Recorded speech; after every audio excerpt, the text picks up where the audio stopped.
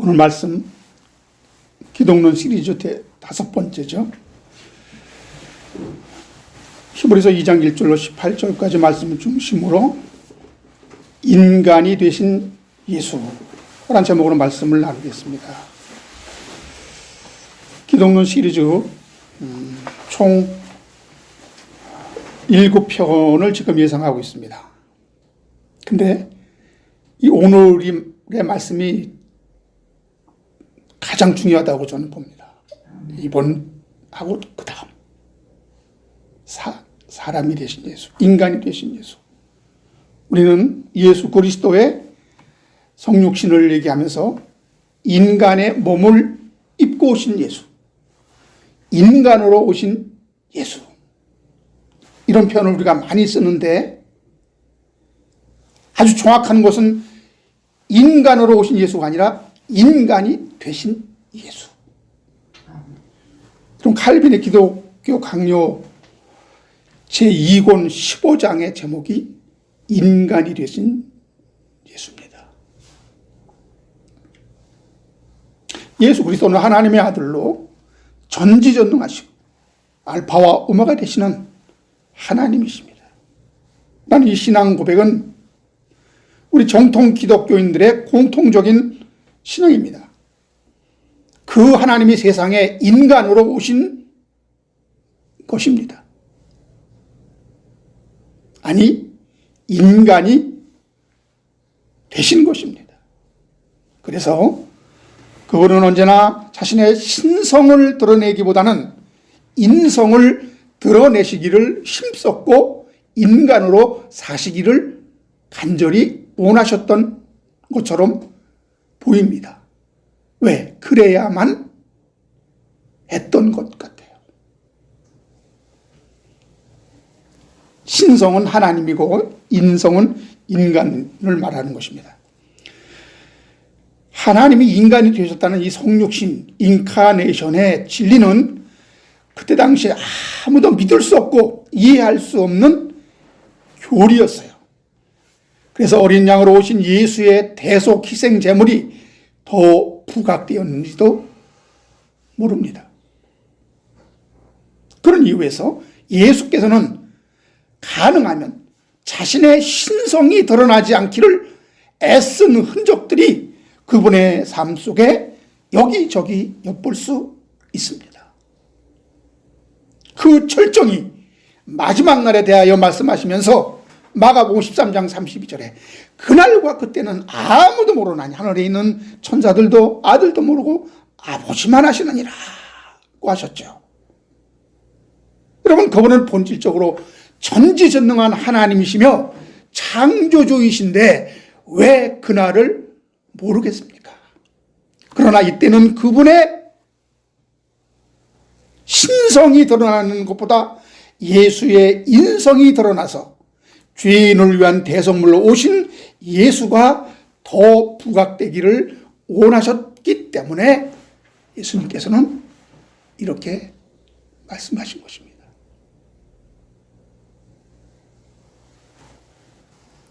당신의 그 신성, 하나님 되심이 증명되는 것이 목적이 아니라 이 땅에서 그는 완전한 인간으로 자셨고 완전한 인간이심이 증명되는 것이, 이것이 더 하나님의 합당한 소명이었다는 거예요.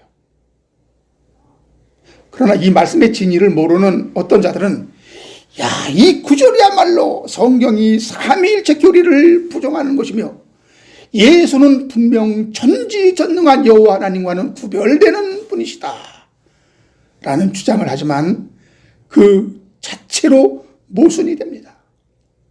왜냐하면 예수가 하나님이 아니라면 그럼 예수는 누굽니까? 이런 질문이 당연하게 생기겠죠. 예수가 하나님이 아니면 그저 인간입니까? 그건 아니잖아요. 그래서 나온 황당무계한 이론, 예수는 작은 하나님이요 여호와는 큰 하나님이요, 예수는 대능한 하나님이요 여호와만이 전능한 하나님이요, 그리고 요한복음 1장에서 태초에 옛부터 계신 하나님과 함께 계셨던 그 말씀 하나님은 소문자 하나님이요, 원래부터 계신 그 하나님은 대문자 하나님이라는 회개망측한 논리가 나오게 되어 있었던 겁니다.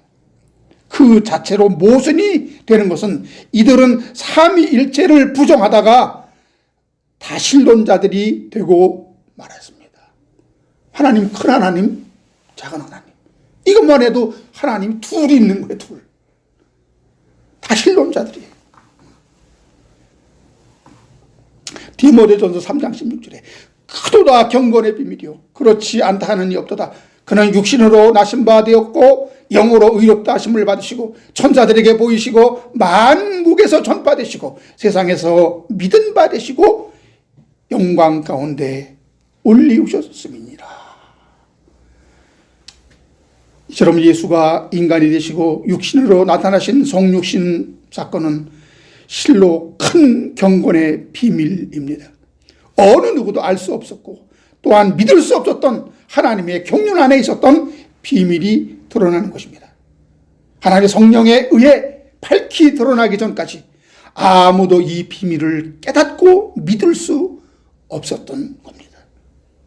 그런 연유로 예수께서는 내가 하나님이라는 사실을 대놓고 설파하거나 이를 증거하기 위하여 기사와 이적을 스스로 나타내 보이셨던 적은 없으셨습니다.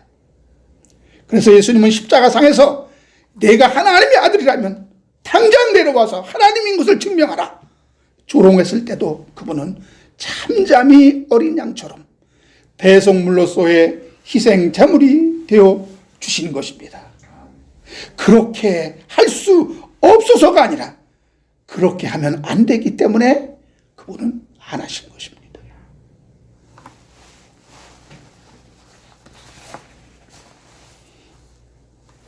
그분은 하나님의 아버지의 사명을 감당하시면서 내가 하나님인데 이런 것까지 감내해야 하겠어?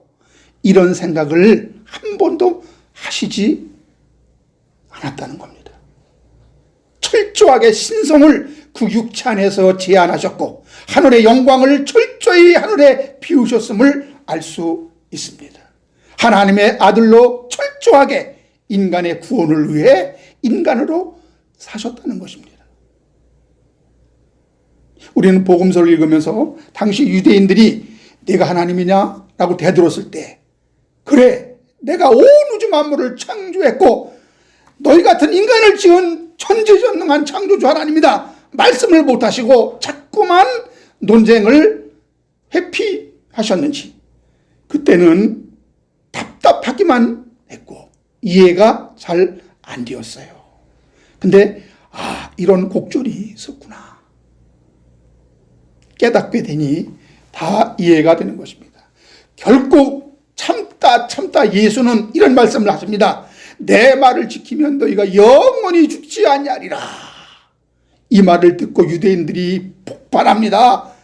내가 미친 것이 아니냐, 귀신 들린 것이 아니냐, 이렇게 감히 내가 나사렛 예수 목수 주제에 하나님도 감히 할 수 없는 네 말을 들으면 영원히 죽지 않는다 이런 말을 하다니. 요한복음 8장 52절로 58절에 보면 유대인들이 이르되 네가 귀신 들린 줄을 내가 아노라. 아브라함과 선지자들도 죽었거늘 네 말은 사람이 내 말을 지키면 영원히 죽음을 맛보지 아니하리라 하니 너는 이미 죽은 우리 조상 아브라함보다도 크냐? 또 선지자들도 죽었거늘 너는 너를 누구로 하느냐? 예수께서 대답하시되 내가 내게 영광을 돌리면 내 영광이 아무것도 아니오거니와 내게 영광을 돌리시는 이는 내 아버지시 곧 너희가 너희 하나님이라 칭하는 그이시라. 너희는 그를 알지 못하되 나는 아노니 만일 내가 알지 못한다면 나도 너희같이 거짓말쟁이가 되리라. 나는 그를 알고 또 그의 말씀을 지키노라. 너희 조상 아브라함은 나의 때 볼 것을 즐거워하다가 보고 기뻐하였느니라. 유대인들이 이르되 네가 아직 50도 못 되었는데 아브라함을 보았느냐? 예수께서 이르시되 진실로 진실로 내게 이르노니 아브라함이 나기 전부터 내가 있느니라. 아멘. 여기는 지금 시간적인 얘기를 한 게 아니에요. 아브라함이 나기 전부터 내가 있었느니라가 아니라 아브라함이 나기 전부터 내가 있느니라. 지금까지. 선재하신 하나님. 예수님의 인성에 대하여 칼빈의 기독교 강요 2권 마지막 부분 제15장 인간이 되신 하나님이란 제목으로 다루고 있는데요. 이 부분은 기독론 논쟁에 대하여 특히 예수 그리스도의 본성에 관한 교리를 해설하고 있습니다. 기독교는 2000년 전 예수라는 이름의 나사렛 출신의 청년 목수를 주 예수 그리스도 하나님의 아들로 믿고 고백하는 종교입니다. 여러분, 기독교 강요 2권 제13장은 그리스도는 인간의 육신의 참 본질을 취하셨다는 이런 제목이 있습니다. 기독교는 여러분 신이 인간이 되셨다고 믿는데 이것은 유대인들에게 큰 충격을 안겨주었습니다. 구약의 유일신 전통과 어긋나 보이기 때문이죠. 예수님이 만일 신이라면 하나님도 신이고 예수도 신이니 신이 두 분이 존재하는 거 아니겠나? 이것은 유대인들이 받아들일 수 없는 이단 사설 다신론이 되거든요. 그들은 신은 영원한 존재이고 인간은 유한한 존재인데 무한의 하나님이 어떻게 유한한 인간이 될 수 있느냐, 이렇게 말하는 것입니다. 도대체 신이 인간이 된다는 것은 무엇을 뜻하는 것이냐, 이렇게 따져 묻는 것입니다. 그러니까 여러분, 기독교 초기에 기독교 신앙은 거센 반발을 받을 수밖에 없었어요. 이런 반발의 핵심은 이것인데, 굳이 신이 인간이 되셔야만 했는가? 위대한 예언자나 천사나 영적 존재를 보내지 않고 꼭 신이 인간이 되셔야 하는 그 이유가 도대체 무엇인가? 여러분, 오늘 이 문제에 대하여 자세히 한번 살펴보겠습니다. 예수님이 인간이 되셨다, 하나님이 인간이 되셨다, 그 과정에 여러분 마음속으로 한번 질문을 던집니다. 마리아로부터 예수님은 성령이 되셨는데 마리아로부터 혈육이란 인간적 요소를 하나님은 취했을까? 완전히 배제했을까? 이 질문에 대한 답을 생각하면서 오늘 말씀을 다 듣고 나면 그것이 무슨 뜻인가 확실히 알게 됩니다. 많은 사람들이 이 문제에 대해서 오해하고 있기 때문에 그래요. 여러분, 이 신이 인간이 되었다는 이 신앙 중심에는 예수 그리스도의 성육신 교리가 자리 잡고 있습니다. 오늘 우리는 예수 그리스도의 성육신에 대하여 깊이 있게 말씀을 나눠보겠습니다.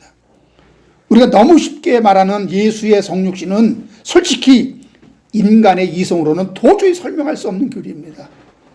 하나님의 신비에 해당되는 부분이기에 성령의 도우심이 없이는 절대로 이해될 수가 없는 부분이죠. 웨스트민스터 소요리 문답 제22 문답을 보면 이렇게 묻습니다. 여러분, 기독교 장로교회에 그 기본 교리에 대한 문답식으로 되어 있는 이 규례집 같은 것이 있는데요. 대요리 문답, 소요리 문답, 이것이 웨스트민스터, 영국의 웨스트민스터 총회에서 이것이 작성된 문답이라서 웨스트민스터 소요리 문답, 대요리 문답 이렇게 되어 있습니다. 나라로 말하면 헌법과 같은 거예요. 그 22 그 문답에 보면 이렇게 질문하고 답합니다. 하나님의 아들이신 그리스도께서 어떻게 사람이 되셨나요? 답. 하나님의 아들이신 그리스도께서는 성신의 능력으로 잉태되어 동정녀 마리아의 몸에서 참 몸과 지각 있는 영혼을 취하심으로 사람이 되셨습니다. 마리아로부터 혈육의 몸 참몸을 취해 사람이 되었다. 이렇게 되어 있습니다. 그러나 마리아에게서 태어나셨으나 죄는 없으십니다. 신비라 아니할 수 없죠. 죄인 마리아에게서 예수가 탄생했는데 죄 없으신 예수가 탄생한 거예요. 그래서 이것을 믿을 수 없으니까 천주교 가톨릭에서는 동정녀 마리아도 무지하다. 너 죄 없는 분이. 그러니 죄 없는 예수가 탄생할 수밖에 없지. 죄 있는 마리아에게서 어찌 죄 없는 예수가 나올 수 있느냐. 그래서 바로 동정녀 마리아의 무죄론이 거기서 나온 겁니다. 이거는 성경대로 받아들이는 것이 아니죠. 인본주의로 해석한 것입니다. 우리의 답변 중에서 우리의 이성으로 이해할 수 있는 부분이 있습니까? 동정녀 마리아의 성령 잉태를 이해하고 설명할 수 있냐 이겁니다. 그러나 중요한 것은 성령으로 잉태되니 죄 있는 마리아의 몸에서 혈육을 취했지만 죄 없는 완전한 사람 예수 그리스도의 탄생이 가능했다는 것입니다. 마리아에게서 예수님이 태어나셨으나 죄는 없으시다는 이 부분이 여러분 이해가 되십니까?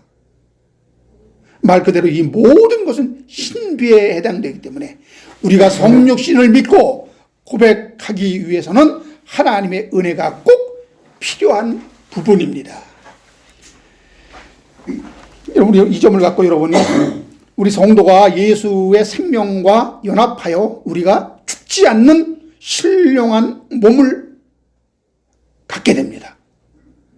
마치 성자 하나님과 마리아의 혈육을 취한 성령 잉태가 죄 없는 예수가 나온 것과 같이, 이거 똑같은 것은 아닙니다.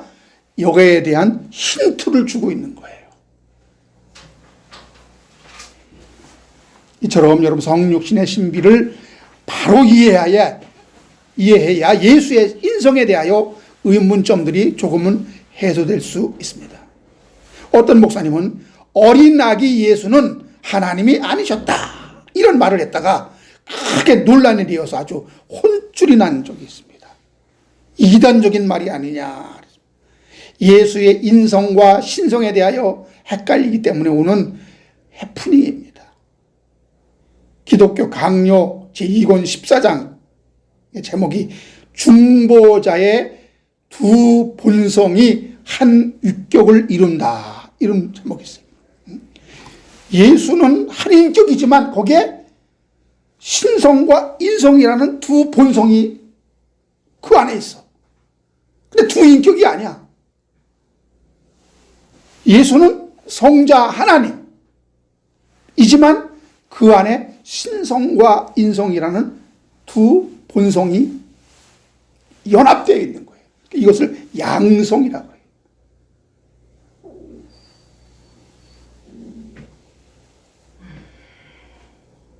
예수님은 해마다 6월절이 되면 예루살렘에 갔습니다. 예수님이 12살이 되었을 때에 어김없이 이 절기를 따라 예루살렘에 올라갔습니다. 그런데 명절을 마치고 돌아가는 길에 아이 예수가 예루살렘에 머물러 있는 것을 알지 못한 채 3일 길을 갔습니다. 참 이 부모들도 참 한심하죠. 깜짝 놀라 다시 올라가서 3일 후에 겨우 찾았는데 성전에서 선생님들 중에 앉아 그때 당시에 유대인들 랍비들과 듣기도 하고 묻기도 하면서 진리에 대한 뜨거운 열정으로 자신의 의견을 말할 때 듣는 자가 다 그 지혜와 대답에 크게 놀랐다고 되어 있습니다. 이는 예수님의 입에서 나오는 말씀에 하나님의 지혜가 충만했기 때문입니다. 예수님의 부모는 아이를 잃어버린 근심을 토로하며 너가 왜 이렇게 하였느냐? 잘 따라다녀야지. 이렇게 나무랬겠죠. 주님은 뭐라고 했습니까? 누가복음 2장 49절에 보니까 어찌하여 나를 찾으셨나이까? 내가 내 아버지 집에 있어야 될 줄을 알지 못하셨나이까? 부모들은 깜짝 놀랐을 겁니다. 이때 드디어 예수께서는 하나님을 내 아버지라 칭하심으로 성자 하나님의 신성을 그때 드러낸 것입니다. 자기는 인간 예수일 뿐만 아니라 나는 하나님이라는 그 사실을 그때 드디어 그는 깨닫기 시작한 거죠. 그가 세상에 온 그 일이 무엇인지, 아버지 집에서 하나님 아버지의 일을 해야 한다는 소명을 깨닫게 된 것입니다. 그러니까 내가 이 사실을 깨닫게 되었는데 그 많은 이적을 보고도 왜 깨닫지 못하는 것입니까? 도리어 그 부모를 나무라는 겁니다. 사랑하는 여러분, 어린 예수는 자기가 성전에 있었던 것도 모른 채 3일 동안이나 찾아다닌 부모에게 죄송해요. 제가 부모님을 잘 따라 다녀야 했는데 이렇게 그런 겸손한 태도를 취하지 않고 버릇없이 오히려 나무라듯이 그렇게 왜 말했을까요? 예수님도 어릴 적에 전 먹을 때는 자신에 대해서, 그 신분에 대해서 잘 몰랐을 것입니다. 그런데 자신의 신분과 사명을 알게 되면서 육적인 것을 단호히 물리치는 장면입니다. 여러분, 아기 예수 탄생 때 어떤 일이 있었는지 잘 아실 겁니다. 천군 천사들이 밖에서 양을 치는 목자들에게 나타나 지극히 높은 곳에서는 하나님께 영광이요 땅에서는 기뻐하심을 입은 사람 중에 평화로다, 이 말을 마리아와 요셉에게 전하게 됩니다.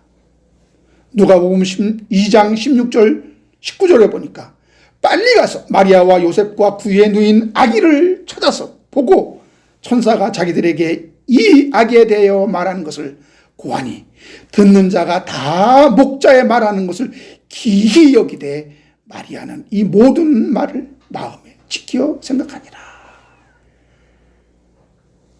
이때도 여러분, 사람들은 그 말을 듣고 기이하게 여겼다 그랬습니다. 여러분, 은혜를 받는다는 것은 참으로 기이하다, 말씀은 새롭다, 놀랍다, 이 정도가 아니라는 거예요. 기이하게 여겼지만 마음에 두지 않았는데 마리아는 이 모든 말을 마음에 지켜 생각했다고 이렇게 기록되어 있습니다. 말씀은 이런 자들을 통하여 이어집니다. 계시가 오게 되는 것입니다. 이런 좋은 습성은 아들을 잃어버린 초유의 사건이 발생됐을 때 지혜롭게 대처하게 되는데요. 여러분, 잃어버린 자식을 3일 동안 헤매다 찾았는데 12살이나 먹은 아들은 성전에서 한가롭게 유대의 납비들과 대화를 하고 있습니다. 네가 왜 이렇게 했느냐? 그 한마디 안 할 사람이 있겠어요? 그래서 한마디 했더니 도리어 내가 여기에 있어야 할 줄을 왜 모르셨나이까? 얼마나 난감했겠습니까? 그러나 그 말이 무슨 뜻인지 그 말을 들을 때는 깨닫지 못했지만 나중에 분명히 마리아는 깨달았다라는 거 아닙니까? 여러분, 누가복음 2장 50절 51절 한번 보겠습니다.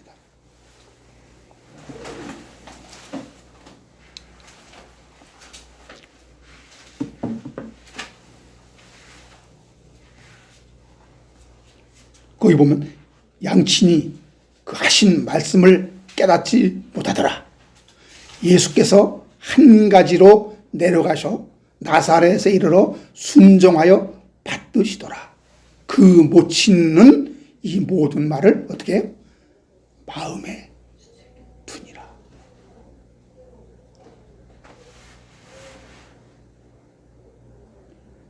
부친 요셉은 뭔 일이 일어났는지 그냥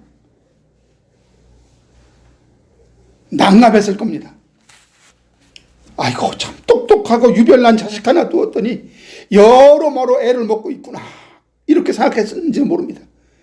그러나 그 모신 마리아는 한 말씀도 놓치지 않고 이 모든 말을 마음에 두었다고 했습니다. 그렇게 주님의 말씀을 새겨듣는 습관은 그가 가나의 혼인잔치에서도 유감없이 진가를 발휘하게 됩니다. 포도주가 떨어져 난감하게 됐을 때 예수의 비범함을 알고 있었던 마리아가 예수께 말하죠. 네가 어떻게 이런 기회에 이적을 나타낼 수 있을 텐데 한번 해보지 않겠니? 이 말했을 때 무슨 말이 돌아왔는지 여러분 아시죠? 여자여, 나와 무슨 상관이 있나이까? 이 말을 듣는 순간 마리아는 아차 싶었을 겁니다. 또 실수했구나. 그리고 하인들에게 당부한 말이 무엇인지 여러분 아십니까? 무슨 말을 하든지 그대로 시키는 대로 하라.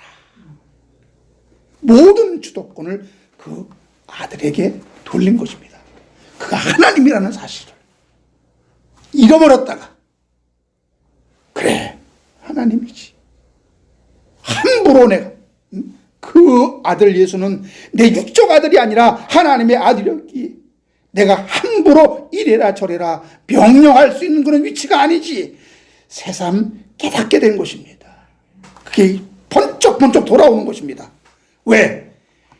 모든 말씀과 예수님의 모든 행적을 그냥 지나치는 것이 아니라 다 그것을 마음에 두고 그 의미를 새기고 그 뜻이 어떻게 이루어지는지, 이 모든 것은 말씀을 허투루 듣지 않고 어떻게 마음에 두었다. 하나님의 말씀을 여러분 허투루 듣지 말고 진정 그 마음에 깊이 새기는 여러분 되시기 바랍니다.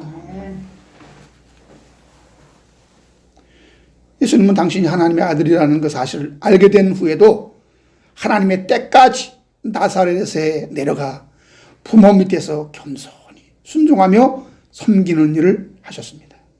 누가복음 2장 50절에 보니까 예수는 그 지혜와 그 키가 자라가며 하나님과 사람에게서 더 사랑스러워 가시더라.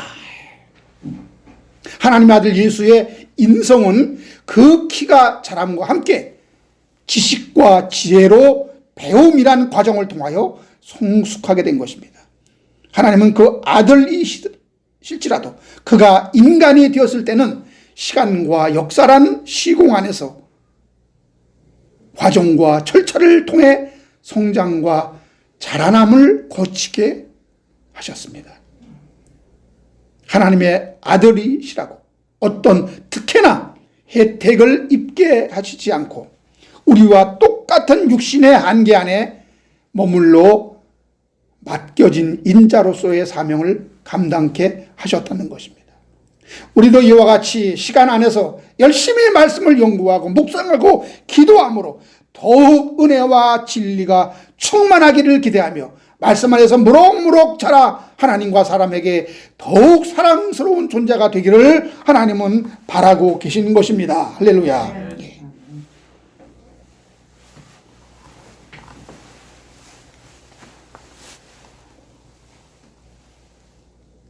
또한 예수는 인간이 되셨으며 우리와 같은 인간으로 오셔야 하는 이유가 있습니다. 예수는 인간으로 오신 하나님이라는 표현보다는 아까도 말씀드린 것처럼 인간이 되신 예수라는 표현이 더 정확할 겁니다. 왜 예수가 인간이 되셔야 하는가? 지난 시간에 여러 번에 걸쳐서 말씀드린 바 있죠. 대속물로 하나님께 드려지기 위해서, 그리고 인간의 삶을 채울하기 위하여, 마귀를 없애기 위하여, 그리고 육신으로는 죽임을 당하시고 영으로 다시 살아나 그 안에 속해 있는 그리스도인들과의 연합을 위하여 예수는 마지막 아담으로 살려주는 영이 되기 위하여 예수는 하나님이시지만 우리와 같은 육신을 가진 인간으로 오셔야만 했다 했습니다. 이처럼 예수는 인간이 되셨다는 기독교 중심 교리는 사람들로 하여금 받아들이기 쉽지 않은 신비입니다. 그러나 예수의 신성을 부정하지 않고 믿지만 예수가 인간이 되셨다는 성육신은 도저히 받아들이지 못했던 자들이 있었는데, 그들 중 하나의 부류가 바로 영지주의자들입니다. 거룩한 하나님이 어떻게 천하디 천한 인간이 몸을 입고 인간의 모습으로 올 수 있느냐, 이것은 말이 안 된다는 문제의식에서 출발하는 것이 영지주의의 가현설입니다. 하나님의 영이 인간의 육이란 가죽을 입고 인간인 것처럼 살다 갔다는 것이 이 가현설인데요, 그냥 하나님은 인간의 몸을 잠시 빌려 아무도 모르게 이 세상을 다녀가셨다는 학설이에요. 여러분, 이것이 사실이라면 예수의 겟세마나의 그 땀방울이 빗방울이 되는 그 기도는, 그 부르짖음은 자기가 자기에게 한 거예요. 십자가 위에서 엘리 엘리 라마 사박, 하나님 아버지 나를 왜 버리셨나이까, 이 절규는 그야말로 하나의 쇼였다는 거 아닙니까?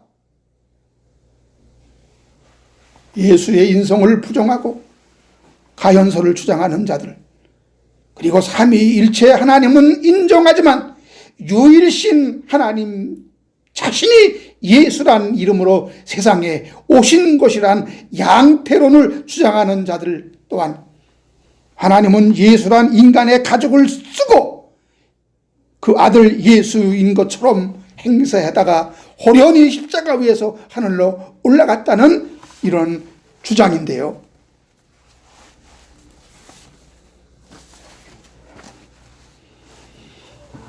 그래서 여러분, 이 가현설이나 영지주의자들의 가현설이나 이 삼위일체를 믿는다고 하지만 양태론의 삼위일체 믿는 자들은 이단이라 하는 것입니다. 왜 그런지 아십니까? 그 십자가 위에서의 예수는 아버지께 버림받았음을 느낄 만큼 처절한 저주와 심판을 우리를 위해서 대신 받았던 것입니다. 인간으로, 하나님으로가 아닙니다. 그거는 아픔과 고통과 절망에 몸부림칠 수밖에 없는 오감을 지닌 인간 육신을 갖고 있는 사람이셨습니다. 단지 하나님이 세상을 다녀간 수준이 아니라는 거예요. 그분은 육신의 몸으로 택하신 자들을 위하여 흘리신 물과 피는 신에겐 없는 요소입니다. 그리고 십자가에서 우리 죄인을 대신하여 죽으셔야 할 그 생명은 어디에 있었던 것입니까?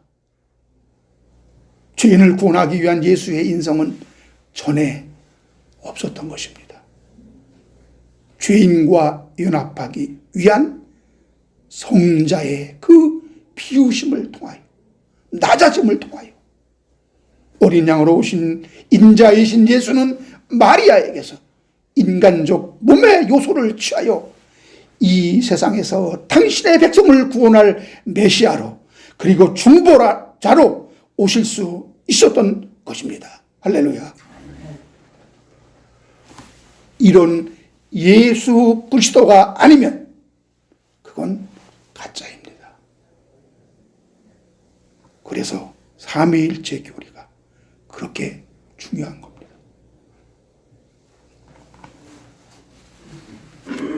물론 어린아기 시절에 예수는 본질적으로 하나님이셨죠. 그러나 아버지는 그가 죄인을 구원할 수 있는 대성물 그리고 중보자가 되게 하시기 위하여 완전한 신성과 완전한 인성, 양성의 조화와 연합을 이루도록 하셨습니다. 그래서 예수는 인간적으로 성장하고 그 지혜가 자라가도록 육은 시공의 제한을 역사 속에서 인간의 한계를 철저하게 체험케 하심이 죄인을 구원하는 데 반드시 필요한 과정이었기 때문에 그렇게 하나님은 섭리하셨던 것입니다. 이것이 다 인간이라는 과정을 통해서 어린아이란 그런 태에, 마리아의 태에 안에서 그는 성숙하고 태어나고 어린아이도 자라고 인간의 경험을 하고 이 모든 것이 다 필요했기 때문에 여러분, 어떻게 거룩하고 신성한 하나님이 천하고 낮은 인간이 되실 수 있는가? 이건 말이 안 된다. 그래서 그것은 거룩한 하나님이 예수란 인간의 몸을 잠시 빌려 입고 있다가 십자가 위에서 육과 영이 분리되어 영이 육을 벗어버리고 하늘로 올라간 것이 부활이다, 이렇게 주장하잖아요. 이리 주장하는 자들이 있는데 이런 주장이 바로 가현설입니다. 이 가현설은 양태론과 함께 이단 사설로 이미 단죄된 학설입니다. 왜 그런지, 양태론 주장은 왜 이단 사설인지 다음 편에서 아주 하나님의 삼위일체론 설명하는 중에 정확히 다루겠습니다. 오늘 예수께서 인간으로 오셔야 하는 이유 중 하나, 중보자가 되시기 위함이다라는 문제를 한번 다뤄보겠습니다. 히브리서 오늘 보면 9장 14절 15절에 하물며 영원하신 성령으로 말미암아 흠없는 자기를 하나님께 드린 그리스도의 피가 어찌 너희 양심으로 죽은 행실에서 깨끗하게 하고 살아계신 하나님을 섬기게 못하겠느냐. 이로 말미암아 그는 새 언약의 중보니 이는 첫 언약 때의 범한 죄를 속하려고 죽으사 부르심을 입은 자로 하여금 영원한 기업의 약속을 얻게 하려 하심이라. 중보자란 뭡니까? 중보자가 화해와 중재, 소극적인 역할을 말하고 있지만 그 자신의 영 안에 죽여서 다시 살리시는 매개체로서의 육적인 인간이 결코 썩지 않는 신령한 몸을 입게 하도록 그분 안에서 우리 썩어질 몸을 해체시켜버리고 하늘 생명으로 거듭나게 하시는 새 창조의 역사가 일어나는 거룩한 연합의 완성이 되는 바로 그분이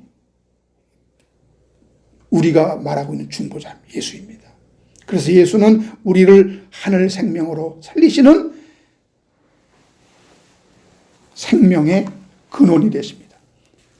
그래서 예수께서는 요한복음 14장 6절에 내가 곧 길이요 진리요 생명이니 나로 말미암지 않고는 아무도 아버지께 올 자가 없느니라. 그래서 말씀한 거예요. 그분이 유일한 중보자이기 때문에, 그분이 유일한 생명의 원천이기 때문에.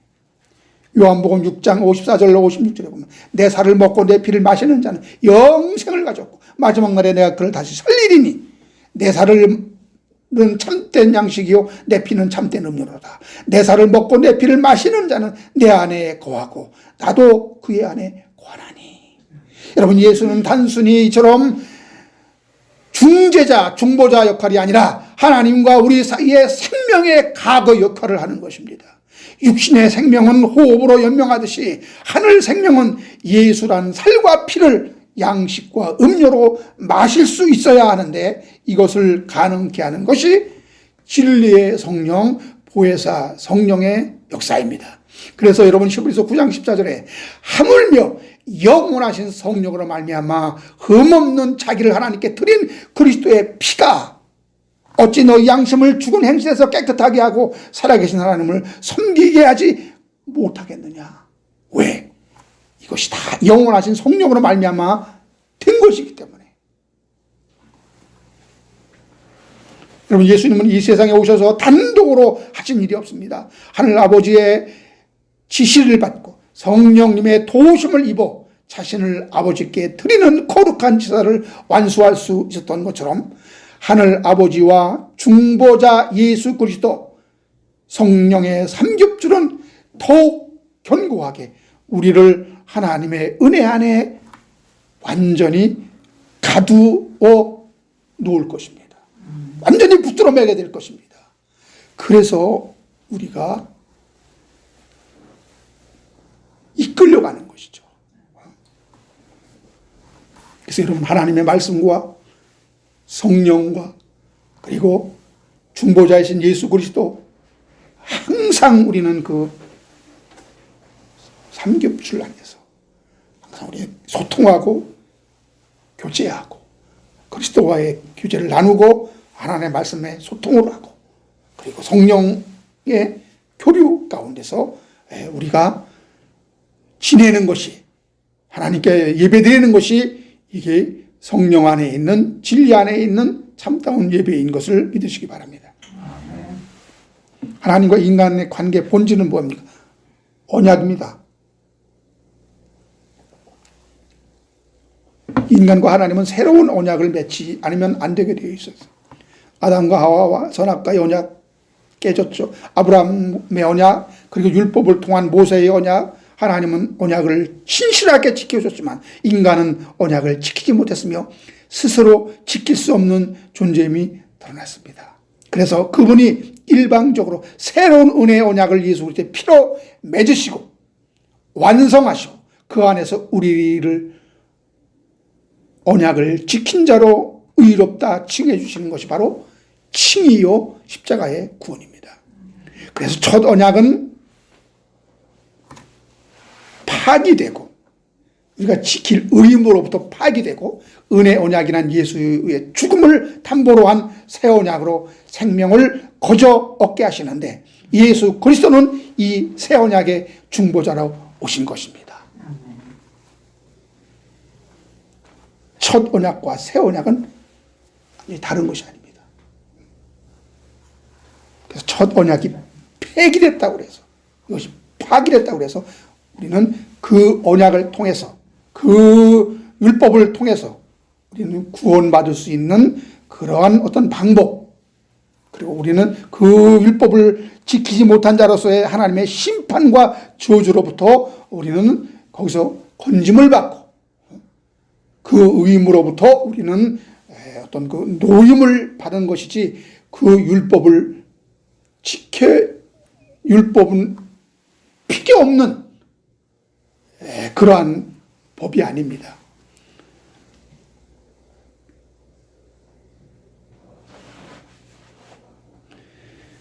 두 번째로 이 중보자의 자격이 예수는 중보자의 자격이 있는가?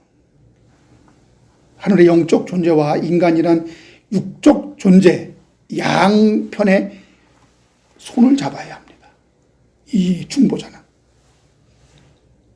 그래서 예수는 한 손으로는 하나님의 손을 잡고 다른 한 손으로는 인간의 손을 잡아야 합니다.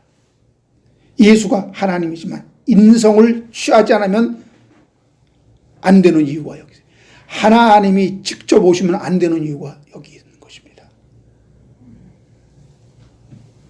하나님이 죽으시면 우리를 위해서 하나님이 죽으셔도 대속물이 안 돼요. 우리를 구원할 수가 없어요. 하나님은 죽으실 수도 없고.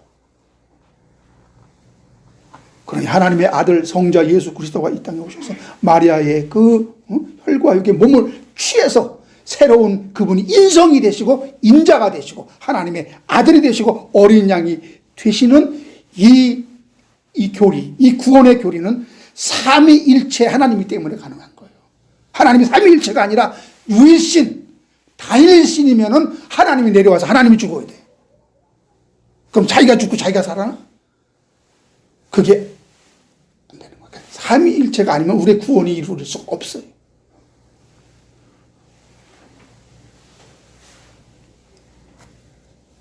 그래서 하나님과 인간 사이의 중보자로 예수 그리스도는 먼저 인간이셔야 하는 것입니다. 디모데전서 2장 5절에 하나님은 한 분이시요 또 하나님과 사람 사이의 중보자도 한 분이시니 곧 사람이신 그리스도 예수라. 한 분. 다른 어느 누구도 자격이 없어요. 하나님이 완전한 하나님이시면서 완전한 인간. 이거는 성자 예수 그리스도 이분만이 가능한 거예요. 이분만이. 그 일을 하나님이 하신다니까요. 그 일을. 오늘 히브리서 2장 9절 하반절에 예수는 반드시 인간이 되셔야 했던 그 이유를 이렇게 말씀하고 있습니다. 하나님의 은혜로 말미암아 모든 사람을 위하여 죽음을 맛보려 하심이라.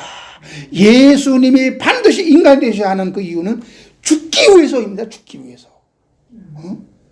그러니까 여러분 생각해 보세요. 하나님이 삼위일체로 계시지 않고 그냥 단일 신으로 그냥 그냥 하나로 계셨다면 그분이 내려와서 죽으면 어떻게 끝나는 거예요?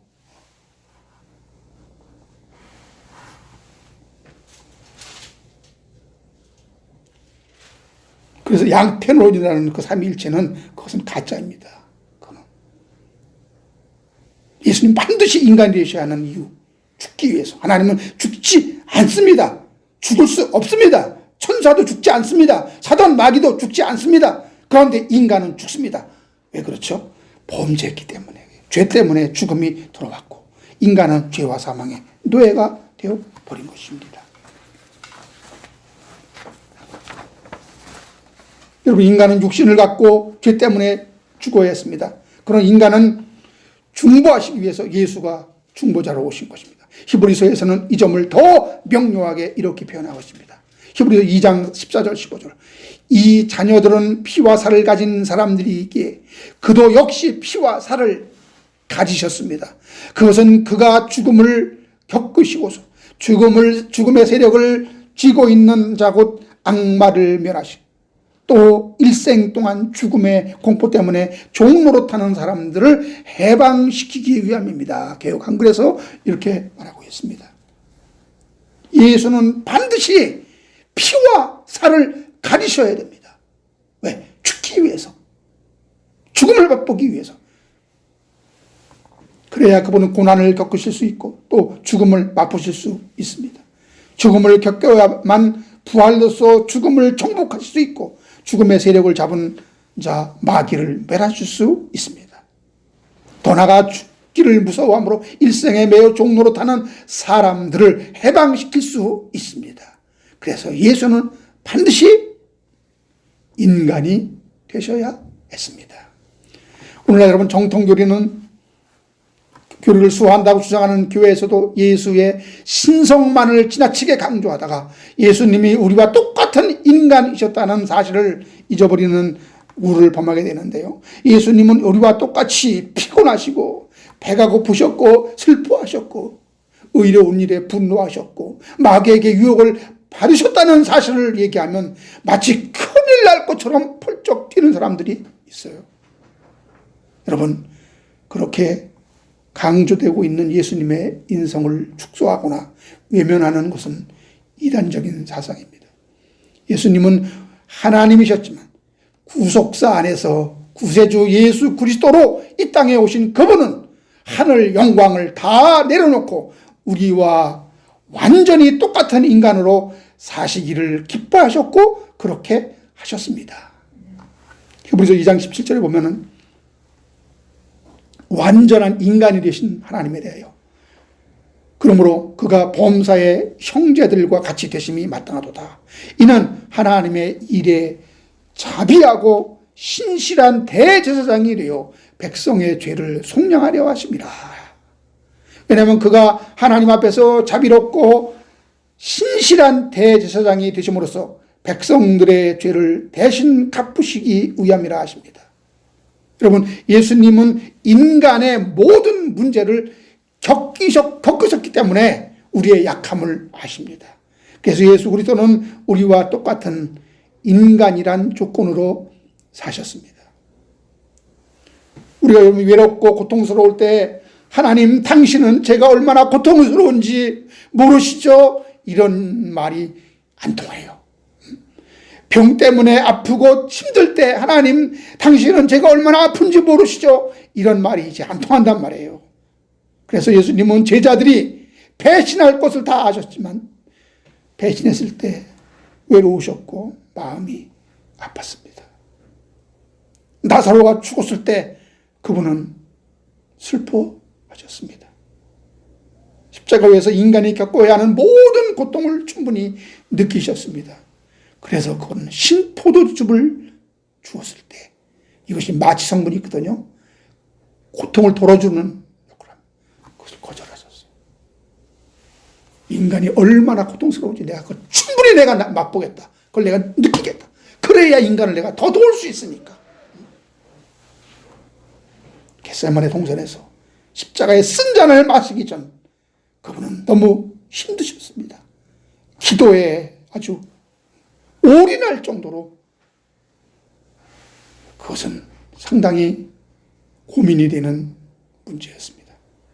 이처럼 사람이신 예수는 내 모든 상황과 사정을 직접 몸소 겪으셨기 때문에 다 아십니다.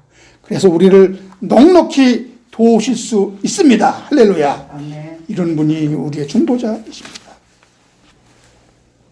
사랑하는 여러분,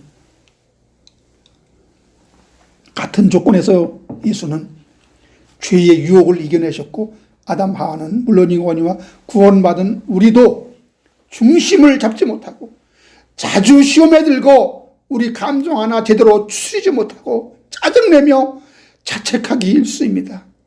그런데 여러분, 나와 똑같은 조건에서 율법의 모든 요구 조건을 충족시키셨습니다. 우리는 실패했지만 그분은 승리했고 성공했습니다. 여러분, 예수가 우리보다 나은 것이 있다면 그것이 무엇일까요? 우리가 똑같다고 그랬는데 모든 면에 똑같은 것은 아니죠. 예수님의 태도를 보면은 아버지와의 관계 속에서 살아있는 소통을 했습니다. 아버지.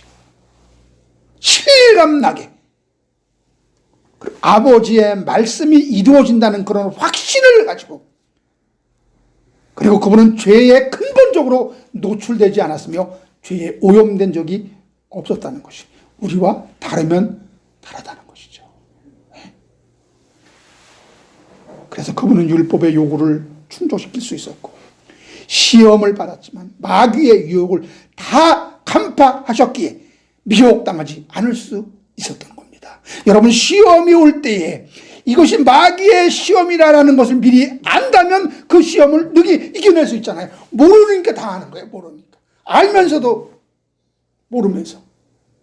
근데 예수님은 다 그것을 다 꿰뚫어 보셨다는 거예요. 그분이 그것을 꿰뚫어 보지 않았으면 그분도 혹할 수 있는 아주 기가 막힌 말씀으로, 그럴듯한 말씀으로 유혹하잖아요. 히브리서 4장 15절에 우리에게 있는 대제사장은 우리 연약함을 채울하지 아니한 자가 아니요 모든 일에 우리와 한결같이 시험을 받은 자로 돼 죄는 없으시니라. 개역 한글에 예수도 시험 받았어요. 하나님은 하나님의 아들이니까 너 시험 면제해 줄게 이렇게 안 했다니까요. 거기에 체휼하지 아니한 자가 아니요. 개역 한글에 이렇게 되는데 개역 개정판에는 동정하지 못하실 리가 아니요 이렇게 됐습니다. 여러분, 체휼하다라는 이 말은 동정 이상입니다. 이 의미를 보면은요, 처지를 이해하여 불쌍히 여기다. 체휼하다가 이것이 다 무죄한 자로서 유죄한 자의 죄를 대신 담당하시기 위함인 것이며 시험에 빠져 허덕이고 있는 우리를 안타까워하시며 긍휼히 여기시어 능히 건져낼 수 있는 주님이신 것을 여러분 믿을 수 있는 것입니다. 할렐루야. 끝으로 여러분, 예수는 하나님과 인간 사이의 중보자라서 인간인 동시에 하나님이셔야겠다 그랬습니다. 예수의 양성인데요. 굳이 여러분 신이 인간으로 오셔야 했던 이유는 지금까지 설명한 바 있지만 이렇게 생각하는 자들도 있습니다. 신이 아니라 모세나 엘리야와 같은 위대한 구약의 선지자의 영으로 세상에 오셨으면 안 되었을까? 만일 하늘의 천사가 리얼로 인간의 모습으로 성육신하면 안 되었을까? 이런 의문점을 갖는 거예요. 사실 예수 그리스도가 하나님의 아들, 곧 하나님이라는 이 기독교 신앙은 1세기부터 거센 논란을 불러일으켰습니다. 사도 바울이 사울이 되었을 때 왜 그렇게 기독교를 비판했는지 아십니까? 어디 감히 인간 주제에 나사렛 출신 목수가 스스로 하나님의 아들이니 하나님이니 이런 주장을 하다니, 바울은 이것이 있을 수 없는 일이었다고 생각했기에 온 힘을 당하여 예수와 그 주장자들을 핍박하고 때리고 죽이고 그랬던 겁니다. 그런데 여러분, 어느 때부터인가 예수를 믿겠다고 고백한 기독교인 중에서 예수가 메시아인 것은 인정하지만 하나님의 아들, 즉 하나님이라는 고백은 따를 수 없다. 다시 말하면 신성을 부인하는 자들이 나타난 겁니다. 3세기경에 주로 여러분 유대인 출신의 기독교인들인데 에비온주의자들이 바로 그들이 동정녀 탄생을 부정했습니다. 그리스도인은 위대한 예언자들 중에 한 사람에 불과하다. 이들은 여호와의 증인들과 비슷한 주장을 하고 있는 것인데요. 예수는 위대한 하나님의 종이라는 것입니다. 나중에 여러분 아리우스라는 사람은 예수님은 인간과 천사 중간 정도 되는 존재라고 이렇게 자리매김하고 있는데, 나중에 여러분 아리우스 여호와의 증인도 예수는 신이다, 천사장이다 라고 주장하는 것과 일맥상통합니다.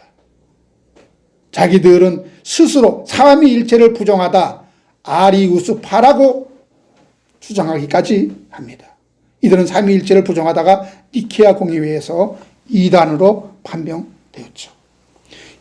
오늘날 비슷한 주장을 하는 사람들이 너무나 많아요. 종교들에게 너무나 많습니다. 이슬람교, 신천지, 통일교, 다빈치 코드, 자유주의 신학자들, 이들은 다 예수의 신성을 부인합니다. 예수는 하나님의 아니라는 거예요.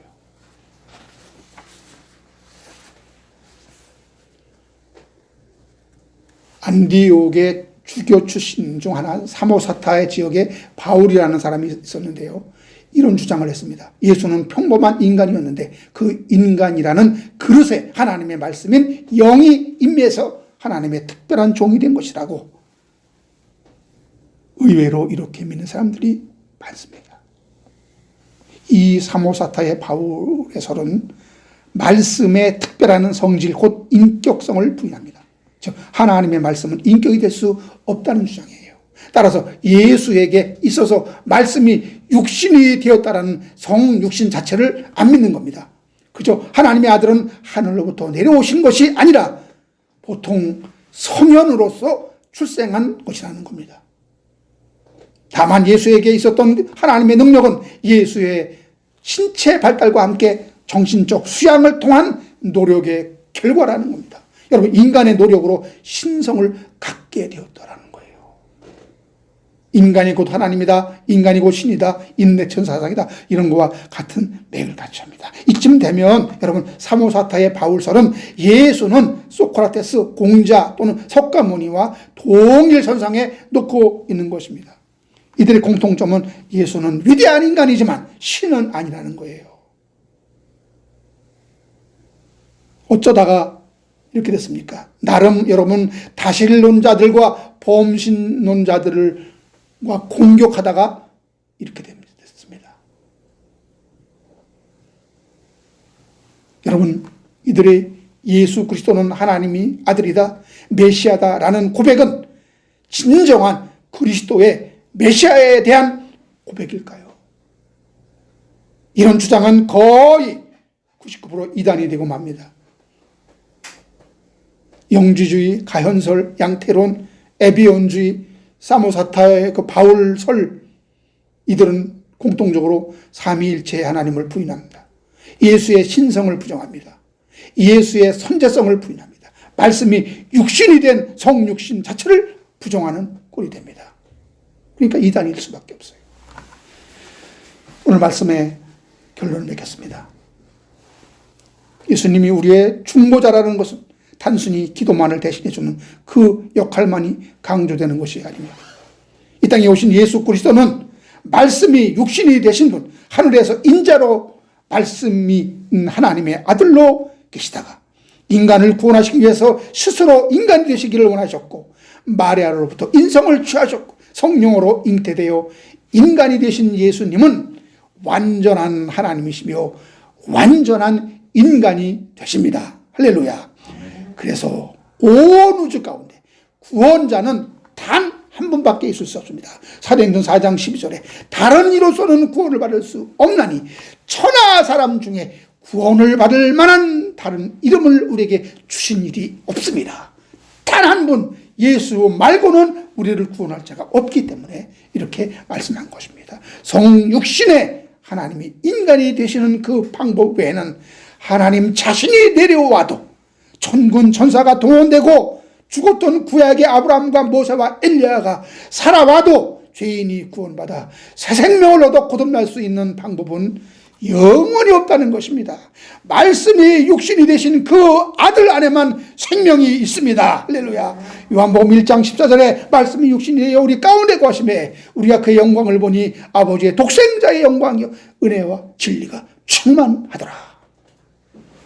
이렇게 여러분 그 예수 말씀이 육신이 된 그 예수 안에 은혜와 진리가 충만한데 그분은 그 은혜와 진리를 이 말씀에 영으로 된 이 말씀을 남겨두시고 그분은 부활하여 하늘에 올라가셨고 우리에게 이 말씀을 주셨는데 여러분 우리는 어디서 예수를 찾습니까? 어디서 예수를 만납니까? 이 눈으로 예수를 받습니까? 이 귀로 예수를 듣습니까? 그런 방법은 채널이 잘못된 것입니다. 아닙니다. 그러나 지금도 여러분 말씀으로 소통하지 못하고 이적과 기적으로 주님과 교제하기를 원하는 분들이 많은데 이것은 말씀으로 주님과 동행하지 못한다는 증거입니다. 우리가 지금 말씀으로 주님과 소통하고 동행한다면 보이던 이적과 기사와 환상이 사라져야 정상입니다. 예수는 이제 진리의 말씀으로 오셔서 우리와 함께 거하시며 동행하심을 믿으시기 바랍니다. 거기에 은혜와 진리가 충만한 것입니다. 할렐루야. 기도하겠습니다. 살아계신 하나님, 우리에게 중보자로 예수 그리스도를 주셨고 그는 삼위일체 성자 하나님이지만 우리를 구원시키기 위해서 하나님이 자신이 이 땅에 오셔도 우리를 구원할 수가 없습니다. 하나님은 죽을 수가 없습니다. 하나님은 피와 살이 없습니다. 그러나 성자 예수 그리스도는 마리아를 통해서 그 혈육을 통해서 성령의 잉태로 인간이 되셨고 인성을 취하셨고 인간으로 사셨고 우리 아픔을 아시고 우리의 고통을 아시고 우리의 중보자가 되셔서 이제 우리를 그 피와 살로 구원하실 뿐만 아니라 우리의 모든 것을 아시고 지금 그것을 이 말씀 가운데 주셔서 우리를 새롭게 하나님을 닮게 하시고